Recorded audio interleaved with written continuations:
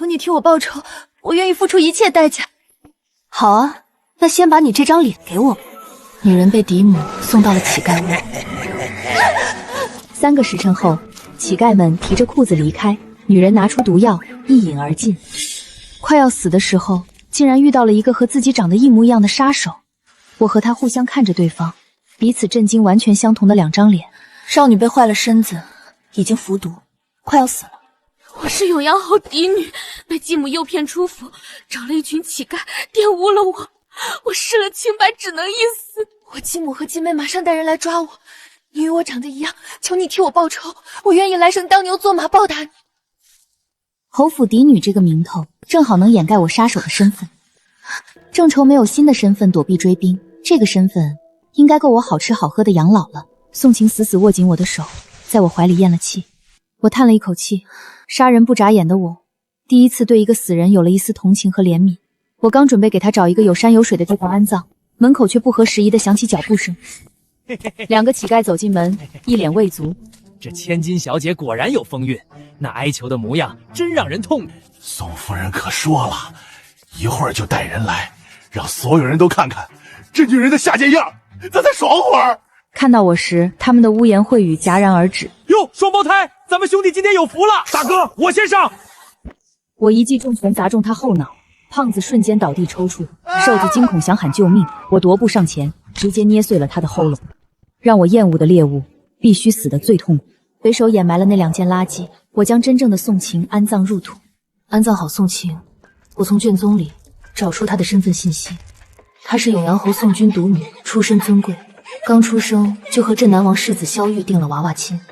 可惜在她2岁的时候，母亲去世，有了后娘就有了后爹。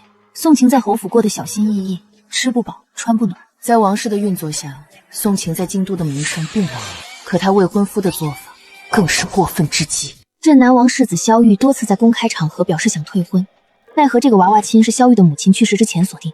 萧玉为了保全她的孝心，自然不好主动退婚，所以他对宋晴恶言相向，更是对宋晴继母生的妹妹宋玉柔一见钟情，想着逼宋晴自己提退婚。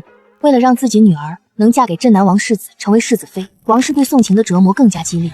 我冷笑一声，萧玉可能只是假意喜欢宋玉柔，让王氏和宋玉柔主动打头阵，去逼迫宋晴退婚，为的就是让自己手里干净。现在看来，效果果然很好。王氏不是没想过让永阳侯宋昭主动去退婚，让宋玉柔代替宋晴嫁给萧玉，奈何有先王妃的遗愿横在中间，谁说都无用。除非宋晴主动提退婚。宋晴虽然胆小懦弱，但是她深知一件事，要是她主动退婚了，她就再也逃不出继母的手掌心了。嫁给萧玉，日子虽然不会好过，但是总比在王氏手里讨生活强。所以哪怕王氏对她各种打骂，宋晴也隐约坚持，一直不肯屈服。眼见就要及笄嫁给萧玉，逃离侯府，却想不到王氏铤而走险，把她诱骗出来，想找人毁她身子。她失了清白，被人抓奸当场，就算有先王妃一命，萧玉也是不会娶宋晴的。想到这里，我心中冒出了一个想法，今日这事恐怕不只是王氏的手笔，王氏真有这个手段，也不至于到宋晴及笄才想到这个办法，或许萧玉也在暗中做了手脚。想到这里，我嘴角勾起，袖中的匕首闪着寒光，不禁有些期待起来。我最喜欢杀这种道貌岸然的男人了。我来到宋府，纵身就进入府中，在不惊动下人的情况下，我回了宋晴的院子。准确来说，现在是我的院子，我现在就是宋晴。院子很偏僻，也有些破旧，根本没有丫鬟婆子伺候。我刚把身上的衣服换下来，院子门口就响起了嘈杂的脚步声。还不等我出门，就见一群人浩浩荡荡地闯了进来。领头的3人正是王氏和他的女儿宋玉柔，还有宋晴的未婚夫镇南王世子萧玉。王氏一看见我，脸色顿时气得通红。你怎么回来的？你怎么敢回来的？我笑了笑，一副不解的模样。母亲这话我怎么听不懂？我就出门买个胭脂，为什么不敢回来？宋晴临死前说，今日府里一个丫鬟禀报他，萧玉约他在城外一见，要商讨一下亲事。他本来觉得此事有蹊跷，不想出门，奈何那丫鬟拿出一封信给他，说是萧玉写给他的。他看了信，认出自己确实是萧玉的，这才跟着出了门。只是刚到破庙，就被2个乞丐拖了进去，还灌了药。从乞丐言语间听出是王氏吩咐的，他这才知道上了当。而当时的信件已经随着衣服被乞丐撕碎了，已然没有了证据。王氏厉声呵斥：不可能，有人看到你跟人去私会了，你现在还想瞒着我？我笑了笑，淡定反问：有人证怎么不请出来？宋玉柔上前一步，拉起我的手，声音矫揉造作：姐姐，我们是一家人，要是你真被人欺负了，就告诉我，我一定让爹帮你做主。大家都是女人，我知道你现在肯定很慌乱，但是不要紧，你还有我和萧哥哥。看似关心的话，其实用心恶毒，话里话外都在坐实我已经失身的事实。我忍着恶心，刚一抽回手，宋玉柔仿佛被我用力猛推了一把，整个人倒入萧玉的怀里。宋晴，你干什么？玉柔也是关心你，你这个样子当真是不知好歹。我似笑非笑地看着萧玉和宋玉柔，还真是一对狗男女。见我如此，萧玉更加气愤。你这是什么眼神？当真是死性不改！你现在立马给玉柔跪下道歉，否则休想我原谅你，你也休想嫁给我。听着萧玉的话，我微微皱眉。我好像听过类似的话，只是微微一想，我就记了起来。3个月前，我在京中一个宴会上刺杀一个贪官，当时藏在后院的时候，似乎也见过眼前类似的场景。当时好像萧玉也是这么让宋晴给宋玉柔下跪道歉的。当时宋晴也是屈辱的不肯低头，梗着脖子说自己没错。萧玉一甩袖子，如果不下跪，我就退婚。听到这句话后，宋晴就仿佛被人抽干了力气一般，在众人的哄笑中跪在地上给宋玉柔道歉。宋玉柔在一旁劝说着萧玉，只是那双眸子挑衅的看着我，以为我还会和以前的宋晴一样下跪道歉。萧哥哥，你别生气，姐姐不是故意的，她就是被毁了身子，受不了打击，所以才会这样。我们要多理解她。见我还是没有动静，萧玉愤怒地指着我：宋晴，你是不是天生缺男人，就知道缠着我？我本来还想给你留几分脸面，但是你冥顽不灵，那你就别怪我了。我也不怕告诉你，今天在破庙里破你身子的人叫肥猪和老狗，只要我一声令下，我就让他们在京中茶楼酒馆大肆宣扬你和他们的关系。宋晴，你如果识相一点，现在跪下给玉柔道歉，并且主动去镇南王府退婚，我还能放你一条生路，否则就别怪我心狠手辣。听到萧玉的话，我的猜想也得到了证实。宋晴的死背后的真正凶手其实是萧玉。那2个乞丐口口声声说的主使是王氏，也只是为了掩人耳目。王氏只是萧玉手中的一把刀而已。2个乞丐在行凶的时候有意撕毁萧玉的信件，这就是帮萧玉毁尸灭迹。在萧玉的计划中，宋晴被玷污清白后，肯定跟王氏撕破脸面，闹得满城风雨。继母找人玷污已故主母的女儿，这说出去都是笑话，而萧玉就可以顺势解除婚约，并且不会有任何不利于他的言论。有这样的当家主母，酉阳侯府的名声也算是烂了，连同宋玉柔的名声也好不到哪去。到时候萧玉就可以用镇南王府以后当家主母，不能名声有爱的名义成功甩掉宋玉柔，真是一石二鸟。只是萧玉没想到，宋晴被玷污后，觉得失去逃离酉阳侯府的希望，直接选择服毒自尽了，所以后续也就没了和王氏撕破脸的戏码，还有坏酉阳侯府后宅名声的事了。也怪不得萧玉此刻如此气愤。我看着萧玉，淡淡开口：其实你应该知道我为什么不退婚吧？这是我替真正的宋晴问的。宋晴不退婚是觉得嫁过去是唯一的活路。萧玉没说话，脸上露出不屑。我心中失笑。其实萧玉有很多种方式让宋晴主动退婚，他可以帮宋晴找另外一个家世和性情都很好的夫君，他也可以强势帮宋晴脱离王氏掌控，但是他都没有这么做，他反而选择一个极端羞辱甚至恶毒的方式去逼一个女人退婚，完全不在意这个女人的死活。所以眼前这个男人就是纯粹的恶人，而我最喜欢杀恶人了。见我在一旁不说话，萧玉收起脸上的不屑，露出一丝被忽视的不悦和愤怒。宋晴，你有意装傻？难道到现在你还奢望能嫁给我？宋玉柔和王氏在一旁添油加醋。姐姐，萧哥哥跟你说话呢，你为何不回话啊？我知道你做这些举动是想引起萧哥哥的注意，但是这样未免有些太不尊重萧哥哥了。小贱人，你如今失了身子，已经是残花败柳了，识相一点，主动去镇南王府退婚，你都被人玩坏了，怎么配得上萧世子？两人的声音实在让人厌烦，我抬手就是2个耳光甩了过去。啪啪2声之后，满院寂静。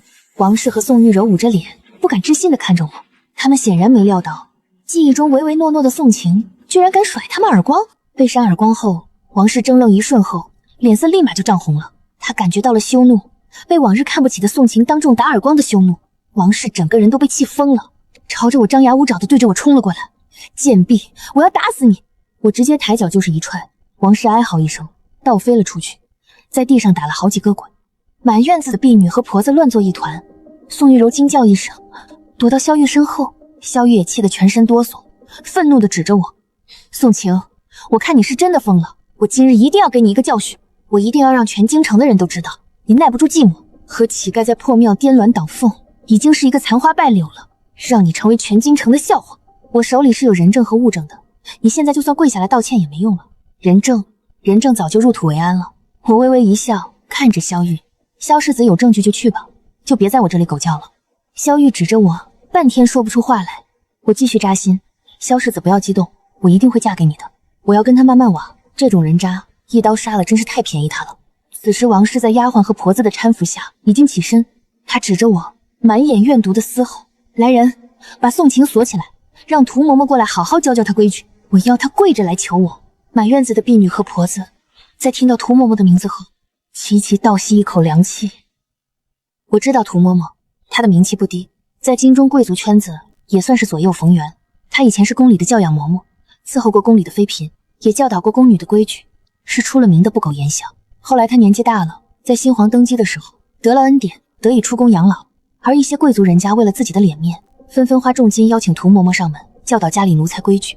涂嬷嬷眼光也高，非朝堂3品以上府邸她都不愿意去。涂嬷嬷手段狠辣，死在她手里的奴才没有100也有80。不过经过她的调教，那些丫鬟小厮一个个都改头换面，这让她的名气更加大了。至于死去的那些奴才，没人在意，只要最后的结果是好的，那主家也会满意。涂嬷嬷来永阳侯府，是王氏千辛万苦求来的，为的是专门教导宋晴规矩。外面都说是王氏这个继母对宋晴是真的好，但是聪明的人都知道，王氏不过是为了折磨宋晴，用涂嬷嬷来折磨，只是能更好的堵住悠悠众口，还有永阳侯宋昭的嘴。毕竟涂嬷嬷是宫里的嬷嬷，让她来教导宋晴规矩，已经是天大的面子了。就算涂嬷嬷严厉点，宋昭也说不出话来。如果宋晴规矩还是学不好，那肯定也不是涂嬷嬷的错，只是宋晴顽劣不堪，所以王氏这招阳谋也是狠辣，这些我也十分清楚，所以我也有点期待这个涂嬷嬷到底有什么手段。一直等到华灯初上，涂嬷嬷才过来。她是一个人过来的，没有丫鬟和小厮跟着。一个很干瘪的老太太，鹰钩鼻格外突出，耷拉着眼皮看着我。她什么话也没说，拿起桌子上的茶盏狠狠砸在我的脚边，茶盏碎了一地。我挑了挑眉，有些不解，这是下马威。涂嬷嬷淡淡开口，老规矩，在碎片上跪1个时辰。我恍然大悟，怪不得在帮宋晴净身的时候，看到她膝盖上大大小小都是伤疤和青紫，原来都是这么来的。见我无动于衷，涂嬷嬷戏谑地笑了笑，耷拉的三角眼里带着淡淡的不屑。今日闹一下，胆气倒是长了不少。你真的不在乎你娘的骨灰了？跟王氏闹一下也就算了，跟我闹，你胆子倒是肥了。我说过了，要是敢跟我闹，我就让人掘了你娘的坟墓，撒了你娘的骨灰。我可不是王氏那个蠢货，我说到做到。我是来赚银子的，谁拦着我赚银子，谁就该死。你乖乖的配合我被折磨，我舒舒服服的拿银子，大家都好过。如果敢给我闹腾，我的那些手段你也是知道的。我可以让你身上千疮百孔，但是外人看不出一点伤痕。涂嬷嬷的声音越来越冷，三角眼都透出狠辣。我笑了笑，看向涂嬷嬷，嬷嬷有什么手段可以让我千疮百孔，外人还看不出伤痕啊？涂嬷嬷见我还敢笑，脸色顿时沉了下来。涂嬷嬷直接从怀中掏出一个布包，扔到我的面前。布包落地散开，露出里面排列整齐的针具。最前排是细如发丝的银针，针还有细细的倒刺。第二排是稍微粗一些的钢针，针尖泛着冷蓝色，上面隐约还能看见一些血迹。第三排是织毛衣的棒针，针身上还带着倒钩。见我看向第三排的针，涂嬷嬷炫耀般笑了笑，这可是我的宝贝，它们能扎进去后，这倒钩啊，能勾住你的肉慢慢的往外拉，这是我最喜欢做的。涂嬷嬷说的兴奋，一双眸子肆意的打量着我，想从我脸上看出惊恐和害怕。不过让她失望了，我并不害怕，依然很是淡定，只是对这种深宫嬷嬷多了一些了解。他们一个个果然身怀绝学。我看着涂嬷嬷轻轻一笑，嬷嬷，你知道我最喜欢做什么吗？涂嬷嬷一愣，还没说话，我双眼一眯，身形一闪来到她身边，袖口的匕首直接划破她的咽喉。她惊恐地捂住咽喉，想阻止往外涌出的鲜血，嘴里发出求救的呜咽声，双眸惊恐地看着我。我最喜欢杀人了。涂嬷嬷就这么消失在宋府，没有人知道她去哪了，不会有人觉得是我杀的，毕竟涂嬷嬷凶名在外，不是我一个柔弱女子能动的手。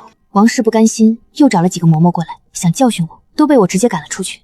我不是没想过杀王氏，主要是外面还有追兵，杀了王氏容易引起注意，所以暂时只能先等等。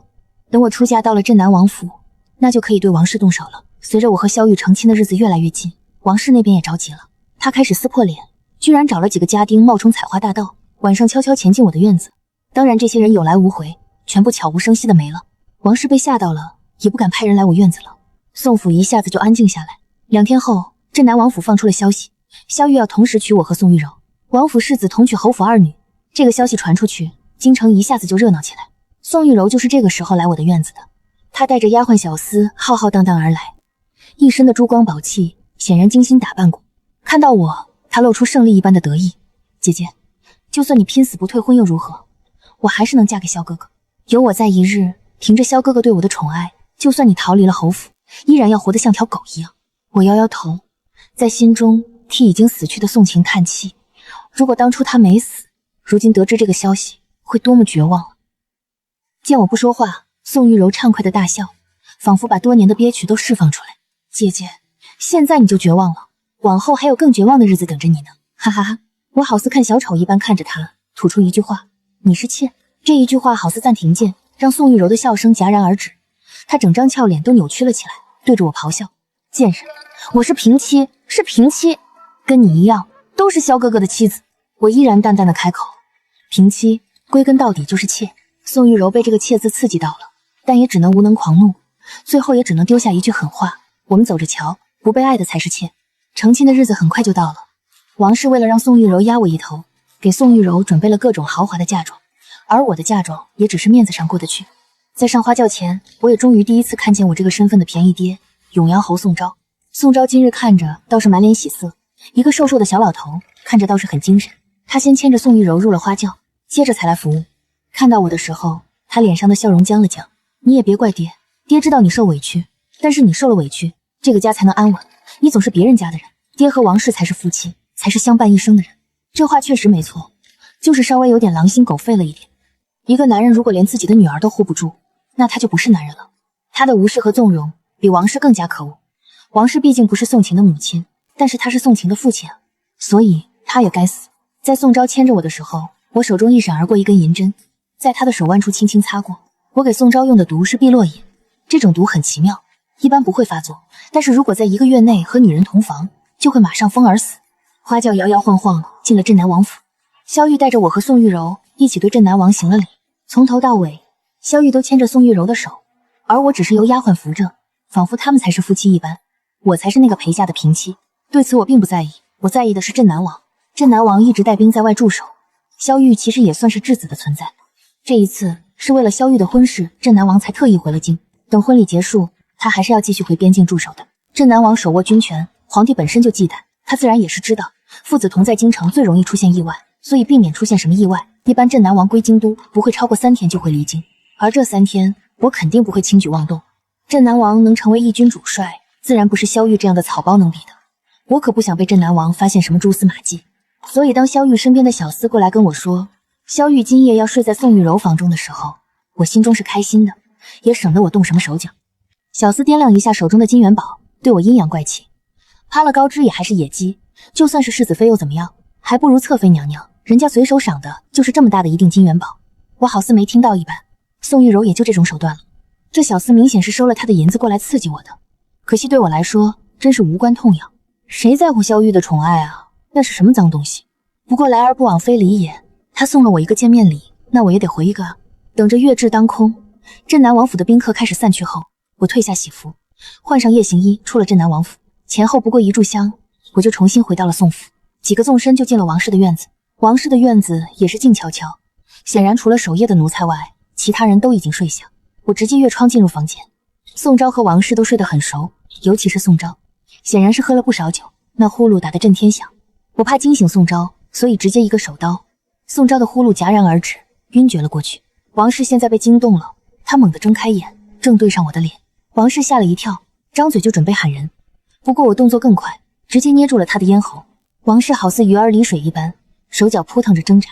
我对着王氏笑了笑，惊不惊喜，意不意外？王氏瞳孔骤缩，满脸惊恐，终于意识到我不是宋晴。你是谁？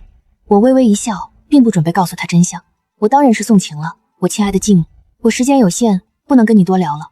我爹说他跟你是夫妻，是过一辈子的人，所以他宁愿牺牲我。我今天就是来试试，他说的是不是真的。王氏脸上的惊恐更加强烈，我也不废话，另外一只手从后面捏住王氏的后脖颈，轻轻一捏，王氏扑腾的手脚顿时耷拉了下来，他瘫痪了。王氏彻底晕了过去。我倒是要看看我这个便宜爹是不是真要跟一个瘫痪人过一辈子。这一夜我睡得很香，不等我早起给镇南王这个公公敬茶，他已经带人离开了京城，显然是怕皇上对他动手。我也乐得舒服，慢条斯理的用完早膳，宋玉柔和萧玉就过来了。宋玉柔羞涩的贴着萧玉，整个人仿佛都挂在萧玉身上了。萧玉一脸人族，用眼角睨着我。宋晴，独守空房的滋味怎么样啊？宋玉柔用小拳头轻轻捶着萧玉，萧哥哥太坏了，姐姐肯定伤心啊。萧玉一把握住宋玉柔的手，然后对着宋玉柔霸道一吻。这一吻让宋玉柔软进萧玉的怀里，萧玉很是得意，眼中都带倨傲，仿佛在说你求我，你求我，我就大发慈悲的也吻。我闭了闭眼，只感觉恶心，刚吃的早膳都要吐出来了。好在这种辣眼睛的戏码很快就被打断了。一个小厮快速的跑了进来，他慌慌张张的开口：启禀世子爷，刚刚侯府送来消息，侯夫人昨夜起夜摔倒了，请了御医过去瞧了，说侯夫人口不能言，身子也瘫痪了。萧玉愣在原地，宋玉柔脸上的羞红褪去，已然变得煞白，而我则微微一笑，心情愉悦。宋玉柔是哭着回去又哭着回来的，我自始至终该吃吃该喝喝，根本不管他们。晚上的时候，宋玉柔冲到我的院子就开始砸东西。你就是一个贱人，白眼狼！我娘都变成这样了，你居然还有心情吃吃喝喝。我抬起头朝他微笑，要不我放2串鞭炮庆贺庆贺。宋玉柔气得大叫，指挥着几个小厮，你们把他给我抓起来，我要好好教训他。2个小厮有些迟疑，宋玉柔大怒，萧哥哥宠爱我，整个王府我说了算，今日谁打这个贱人一耳光，我就赏谁一锭金子。那几个小厮闻言有些蠢蠢欲动，其中一个壮着胆子试探着上前。宋玉柔嚣张的大笑，宋晴，我让你得意，我让你幸灾乐祸，我今天让你吃不了兜着走。你们脱他的衣服，脱一件我给10锭金子。财帛动人心，那些小厮一下子就红了眼。最前面那个直接朝着我冲了过来，一只手已经朝着我的衣服抓了过来。我双眼一眯，抽出发间金钗，直接对着那只手扎了过去。金钗整根扎进手心之中，随后就是小厮凄厉的嘶吼。众人吓得后退，连宋玉柔也惊恐地往后躲。这件事的后续就是我的名声变成了毒辣，不把人命当人命，为了争风吃醋刁难宋玉柔，并且拿金钗要毁宋玉柔的脸，是一个下人拼命阻挡，这才没有让我得逞。萧玉做主罚了我这边禁足，并且赏赐了那个小厮100两，奖励他护主有功，还特意送了很多金银首饰去宋玉柔那边表示安慰。萧玉还来我院子对我怒斥：宋晴，不管你做什么，我都不会喜欢你的。就算玉柔被你毁了容，我也只爱玉柔。你跟玉柔相比，真是无比丑陋。对于萧玉的话，我嗤之以鼻。我不信他真的不在乎宋玉柔的容貌。世上男人有几个人能做到始终如一？所以当永阳侯府传来消息，宋昭马上疯而死的时候，我丝毫不奇怪。这个在我出嫁那日说要跟王氏做夫妻，要相伴一生的男人，在王氏瘫痪不过3日，就忍不住跟一个丫鬟颠鸾倒凤了。有我的碧落银，所以他直接马上疯而死。被发现的时候还和丫鬟亲密接触呢。他死的窝囊，宋雨柔只觉得丢人，根本不会找人查验尸体。王氏气急攻心，直接昏迷了。大夫说王氏这一次可能挺不过去。宋玉柔哭得肝肠寸断，萧玉心疼的厉害，一直陪在宋玉柔身边。尽管侯府乱成一片，宋玉柔都不忘来我院子刺激我一下。要想俏一身笑，古人诚不欺我。宋玉柔穿着白色校服，整个人柔柔弱弱，我见犹怜。我要是萧玉，也会忍不住心疼。姐姐，你别得意，萧哥哥已经答应我了，等我怀了孩子，就让我当世子妃，让你成为妾室，你永远都斗不过我的。我轻笑，你想怀孕，也要萧玉能行才可以啊。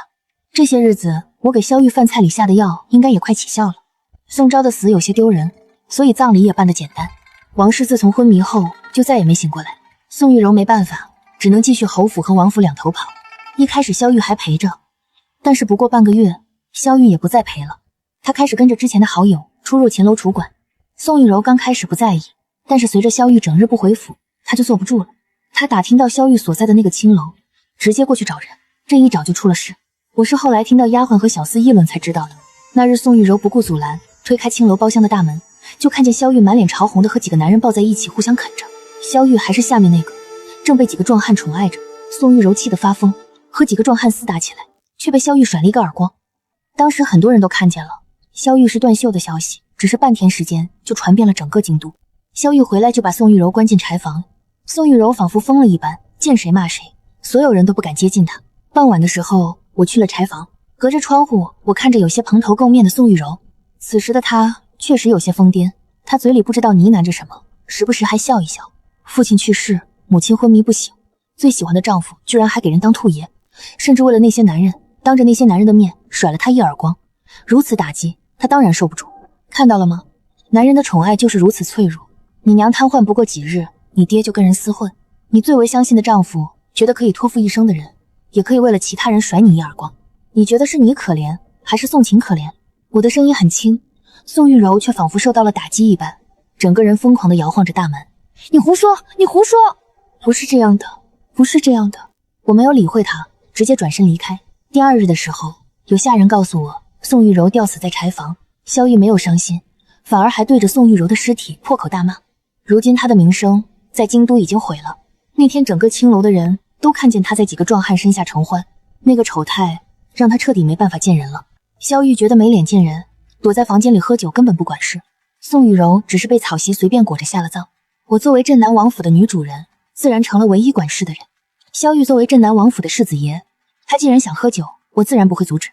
各种好酒肯定都是要送过去的，送酒的人也要有讲究，必须要五官端正，必须是壮汉，否则怎么能搬动这么多酒？酒池肉林，壮汉环绕，萧玉自然畅快。我去过萧玉的院子，当他承欢在壮汉身下的时候，就看到我正看着他。他有一瞬间感觉到羞恼，仿佛内心最敏感的地方被剖开，让人肆无忌惮的查看。只是这抹羞恼很快就被酒精和刺激冲散，他整个人都沉迷其中。一个人意志被摧毁，整个人和烂泥没什么区别。萧玉就是这样的人，他最看重脸面，所以丢了脸面后只敢躲在府邸。他也害怕见外人，更害怕清醒，因为清醒的他就能想到那些人鄙夷和看不起的眼神，所以他沉迷于酒精中，更是和男人们肆意发泄。酒是穿肠毒药，色是刮骨钢刀，当他想振作的时候已经来不及了。当镇南王赶回京城的时候，就看到一个瘦骨嶙峋、烂醉如泥的萧玉，他的精神早已经崩溃，整个人已经痴傻。镇南王回来没几日，萧玉就死在床上。镇南王气愤地把府中跟萧玉厮混的壮汉全部打死，而对于我，镇南王却没有任何怀疑，因为我从头到尾什么都没做，也因为他清楚我胆小懦弱，不敢违逆萧玉。镇南王雷厉风行，直接对外说萧玉是生了重病而暴毙的，接着就从宗室当中选了一个5岁的孩子过继到我的名下，然后又快马加鞭地离开了京城。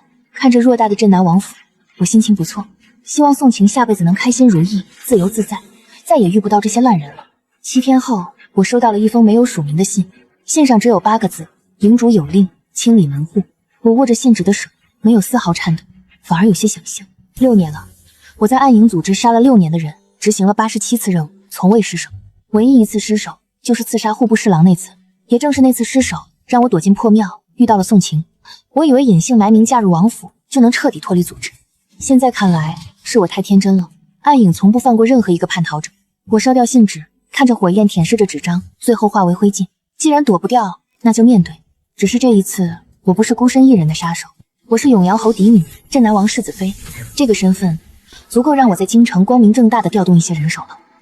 我开始着手调查暗影在京城的分舵。当年在组织里，我只负责杀人，从不问其他。但我知道，暗影在每个重要城池都有分舵，舵主负责接收任务，分派杀手。京城的分舵应该就在东市的某个铺子里。我换了一身寻常妇人的衣裳，带着2个王府的护卫出了门。说是护卫，其实是我这些日子暗中观察挑选出来的。一个叫陈虎，一个叫李豹，是亲兄弟，在王府当差10年，忠心耿耿，身手也不错。更重要的是，他们不识字，听不懂我的一些暗语，但执行力极强，我需要这样的人。东市人多眼杂，我假装逛胭脂水粉，眼睛却盯着周围的铺子，绸缎庄、粮店、当铺、茶馆。暗影的分舵通常会选在茶馆，因为人来人往，街头方便。我的目光落在街角一家叫来顺茶馆的地方，茶馆门口挂着2个红灯笼，左边那个有些歪，这是暗影的暗号，灯笼歪了，表示分舵有变故。我让陈虎和李豹在外等候，自己进了茶馆。茶馆里客人不多，一个小二迎上来，满脸堆笑：“夫人几位，喝点什么茶？”我扫了他一眼，普通的长相，普通的身形，但右手虎口有老茧，那是常年握刀留下的。我坐下，报了一个茶名：雨前龙井。小二眼睛微微一闪，又问：“夫人要单壶还是双壶？”为打探消息，我来到茶馆，与店小二对上暗号。我面色如常：“双壶，一壶热，一壶温。”小二点点头：“夫人稍等，我去给您沏茶。”他转身进了后堂，片刻后出来一个中年人。中年人身形消瘦，留着山羊胡，穿着一身灰布长衫，像个账房先生。他在我对面坐下，压低声音，面生得很，哪一堂的？我看着他，淡淡开口：刑堂，血影。中年人脸色一变，猛地起身，但他动作再快，也快不过我袖中的匕首。匕首抵在他腰间，我笑道：舵主别急着走，咱们聊聊。中年人的冷汗瞬间就下来了。血影大人，您不是已经死了，还是已经叛逃了？他不敢说话。我收起匕首，示意他坐下。组织要清理门户，我知道，但我问你，是谁下的令？中年人吞了口唾沫，是营主亲自下的令。我在暗影6年，从未见过营主的真面目，每次传达任务都是通过不同的联络人，只知道营主武功深不可测，手握整个暗影的生死。我继续问，京城分舵现在有多少人？13个。中年人老实回答，都是乙等杀手，甲等的都调走。调去哪了？不知道。半个月前，营主突然下令调走了所有甲等杀手，只留下我们这些乙等的看门。一切都来得太过巧合，我眉头微皱，陷入沉思。半个月前，正是萧玉出事的时候，营主调走甲等杀手，是不想让我死得太快，还是另有图谋？我给舵主下了毒，告诉他每月需要解药，让他继续给我传递消息。离开茶馆，我心中隐隐不安。营主的行事风格我太了解了，他从不做无用之事，调走甲等杀手，留下乙等，分明是想看看我会不会主动跳出来。既然如此，我就如他所愿。当晚，我让陈虎去了一趟宋府。宋府如今由王氏的娘家兄弟在打理，王家的心思都扑在如何霸占宋家的家产上，根本不管其他。陈虎按照我的吩咐，在宋府后院的枯井里取出了我藏在那里的一个包袱，包袱里是我当年做杀手时用的装备，软剑、飞镖、蒙汗药，还有一套夜行衣。看着这些东西，我仿佛又回到了那个刀口舔血的日子。不过这一次，我不是为了杀人，我是为了活命。3天后，京城分舵舵主传来消息，营主到了京城，我一点都不意外。以营主的性格，既然要清理门户，肯定会亲自来看我死。他喜欢亲眼看着叛徒咽气。为了掌握营主的消息，我继续与舵主保持联系。我问舵主，营主落脚何处？舵主回：城西王家废园。王家废园我知道，是前朝一个王姓官员的宅子，后来官员获罪，宅子荒废，据说闹鬼，无人敢进，确实是个藏身的好地方。当晚月黑风高，我换上夜行衣，带着软剑和飞镖，悄无声息地出了王府。我没有带陈虎、李豹对付营主，他们去了也是送死，这是我一个人的事。王家废园离王府不远，我翻墙入院，里面荒草丛生，断壁残垣。我屏息凝神，感知着周围的动静。突然，一个声音从身后传来：血影，6年不见，你倒是长本事了。我转身看到了营主，他站在月光下，穿着一身黑袍，脸上戴着青铜面具，只露出2只眼睛，那双眼睛比6年前更老了。我握紧软剑，营主亲自来送我，真是荣幸。他轻笑一声：我培养了你6年，你就这么报答我？培养我？我也笑了。你培养我是为了让我给你杀人，我杀了87个人，够本了。营主摇摇头：87个？你忘了，你杀的第1个人是你自己选的。我心中一震。他继续说：那年你10岁，我让你从20个孩子里选1个杀掉，才能活命。你选了一个最弱的，一刀割喉，眼睛都没眨一下。我语气冰冷：那20个孩子是你从各地拐来的孤儿，你让我们自相残杀，选出最狠的那个。营主坦然承认：没错，而你就是最狠的那个，所以我如今要杀你，也是理所应当。话音刚落，他身形一闪，已经到了我面前，比6年前更快。我侧身避开，软剑出鞘，刺向他咽喉。他抬手，2指夹住剑尖。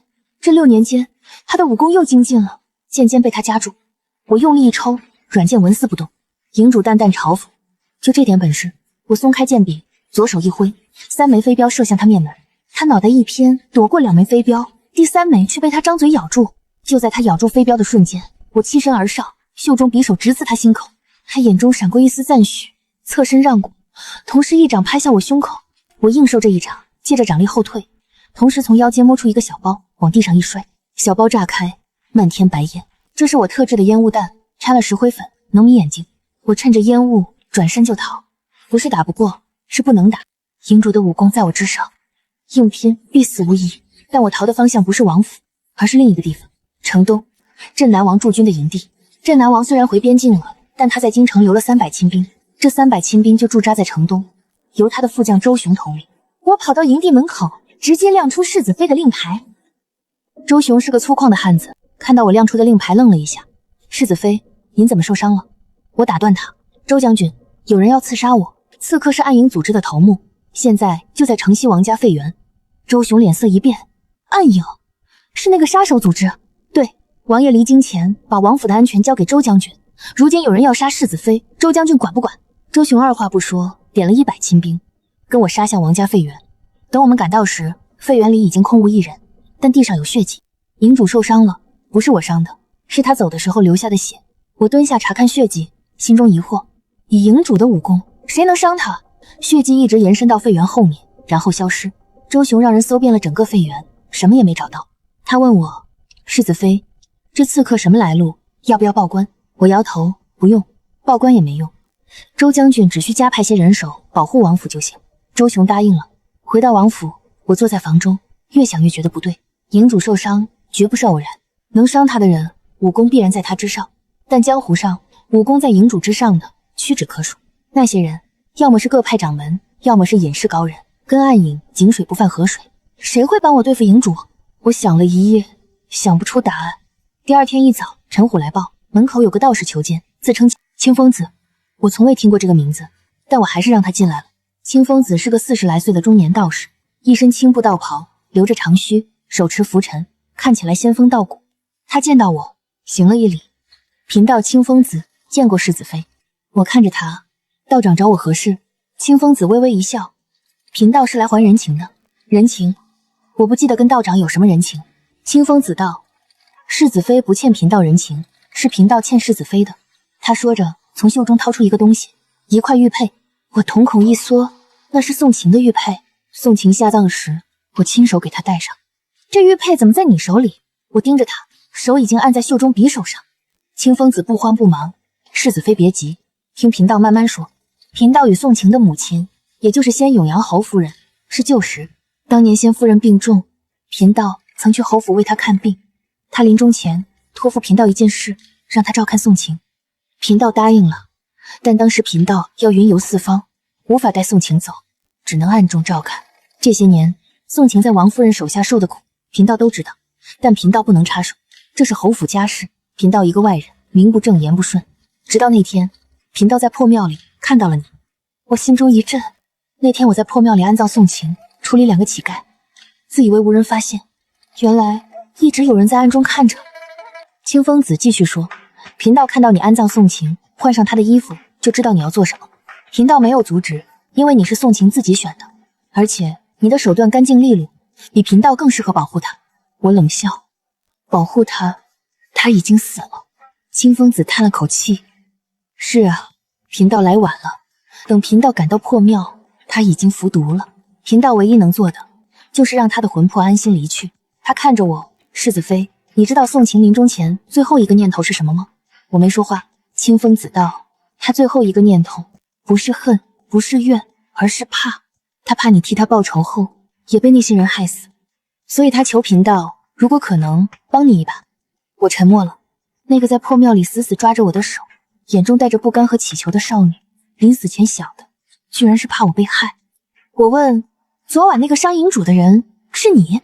清风子点点头。贫道在京城待了几个月，一直在暗中观察，看到营主来了就知道你有危险。贫道本想杀了他，但那厮武功不弱，又滑溜得很，只伤了他一条手臂。我看着他，你到底是谁？清风子微微一笑，贫道就是贫道，一个云游四方的道士，只是当年欠了仙夫人一份情，如今来还。仙夫人当年对贫道有救命之恩，贫道没能救他女儿，只能护住替他女儿报仇的人。营主还会再来吗？清风子点头，会。他睚眦必报，伤了手臂，不会善罢甘休。不过世子妃放心，贫道会在京城再待些日子，有清风子在暗中相助，我心里踏实了许多。但我知道，光靠他一个人不够。营主在暗，我们在明，他随时可能出手，我必须主动出击。我让那个京城分舵舵主继续给我传消息，又让陈虎礼报暗中监视城中的可疑人物。3天后，舵主传来消息，7日后，月圆之夜，营主召集了周边几个城池的甲等杀手，准备强攻王府。月圆之夜，果然是营主的风格，喜欢挑这种日子杀人。我开始布置王府的护卫，加上镇南王留下的300亲兵，一共400人。400人对付10几个甲等杀手，胜算不大，但我不需要他们打赢，只需要他们拖延时间。真正动手的是我和清风子。月圆之夜如期而至，我让周雄把300亲兵埋伏在王府四周，又让府中护卫全部守在院中，我自己坐在房中等着。子时一到，院中传来惨叫声，我起身推门，就看到10几个黑衣人从四面八方落下，见人就杀。护卫们奋力抵抗，但甲等杀手的武功远超他们，不过片刻已经倒下7、8个。我抽出软剑，正要动手，清风子从我身后走出，他手持拂尘，对着最近的黑衣人一挥，黑衣人闷哼一声，倒飞出去，胸口多了几个血洞。我这才看清，那拂尘的尘尾是一根根钢针。清风子道：“世子妃去对付营主，这些小喽啰交给贫道。”我点点头，纵身跃上屋顶。屋顶上，营主负手而立，左臂缠着绷带。他看到我，冷冷道：“今天你必须死！”我没说话，直接动手，软剑如蛇，刺向他咽喉。他侧身避开，右掌拍向我胸口。我早有防备，左手一扬，一把石灰粉洒向他眼睛。他闭眼瞬间，我软剑变向，刺向他左臂伤口，剑尖入肉。他闷哼一声，一掌震开我的剑，但我的目的已经达到。他左臂的伤口再次裂开，血顺着袖子滴落。营主低头看了一眼，突然笑了：“好，很好，6年了，你是第一个伤我2次的人。”他伸手撕掉左袖，露出整条手臂，手臂上密密麻麻全是伤疤，最触目惊心的是肩膀处一个烙印。那个烙印我认识，那是军营里的逃兵烙印。你当过兵？我脱口而出。营主没回答，只是看着我。月光下，他的眼神第一次有了波动。20年前，我是镇南王麾下的斥候。我心头一震，镇南王麾下？他继续说，那年边境打仗，我奉命刺探敌情，被抓了。敌军严刑拷打，我什么都没说，最后逃了出来。可回到军营，等待我的不是嘉奖，而是怀疑。他们怀疑我叛变了，把我关起来审了3个月。营主的声音越来越冷。3个月后，我被赶出军营，还烙上了逃兵的烙印。从那以后，我改名换姓，创立暗影，专门杀那些道貌岸然的人。萧玉那种人该杀，但他是我仇人的儿子，只能死在我手里。我明白了，他恨镇南王，所以他要杀我，因为我是镇南王的儿媳。萧玉是死有余辜，但你不是为他报仇，你是想借我激怒镇南王。营主笑了，聪明。镇南王唯一的儿子死了，唯一的儿媳再被杀，他肯定会疯。他一疯就会做错事，他一做错事，皇帝就会收拾他。我等这一天，等了20年。我盯着他，你恨的是镇南王，为什么连累无辜？营主冷笑，无辜？你手里沾的血比我还少。我无言以对。他说的对，我不无辜，我是杀手，我杀过87个人，其中有没有无辜的我不知道，但我知道今天我和营主只能活一个。我握紧软剑，再次冲上去，招招都是杀招。营主左臂受伤，身手不如之前，但右掌依旧凌厉。我们交手30回合，他身上多了3道剑伤，我胸口也中了1掌。那一掌打得我气血翻涌，一口血涌到喉咙，被我生生咽下。就在这时，清风子跃上屋顶，他拂尘上全是血，对我道：“下面的都解决了。”营主脸色一变，清风子看着他，突然道：“你是当年那个斥候？”营主盯着清风子：“你认识我？”清风子叹了口气：“20年前你被抓的时候，是贫道去敌军那里给你送的药。”营主愣住了。清风子道：“那时贫道在边境行医，你逃回来后，贫道还给你治过伤。后来你被赶出军营，贫道找过你，但你已经走了。”营主的手微微颤抖，语气第一次变得激动：“你是那个道士？”清风子点点头：“正是贫道。当年你在敌军那里熬了3个月，什么都没说。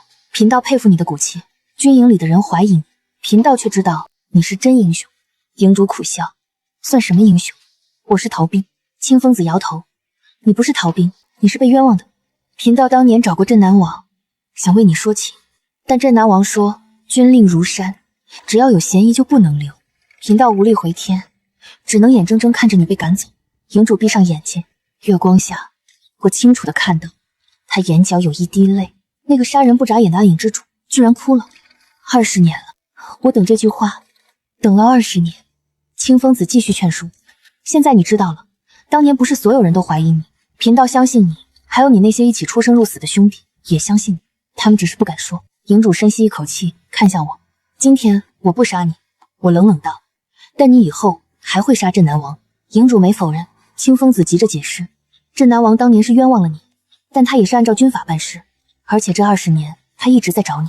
营主一愣，找我？清风子点头。贫道前几日见过镇南王，跟他说了你的事，他很后悔，说如果找到你，一定恢复你的名誉。营主的手握紧又松开，松开又握紧，良久，他问：他在哪？边境。但他说了，只要你愿意去，他亲自在军营门口迎接。营主走了，他没有杀我，也没有继续追杀，他带着清风子的一封信去了边境。清风子说，信里写的是当年他被俘的详细经过，以及他宁死不屈的证据。镇南王需要这些，才能为他证明。我站在屋顶，看着营主的背影消失在夜色中，心中五味杂陈。清风子站在我身边，问：世子妃恨他吗？我皱眉思索，他杀过很多人，我也杀过很多人，我们都不是好人，没必要互相恨。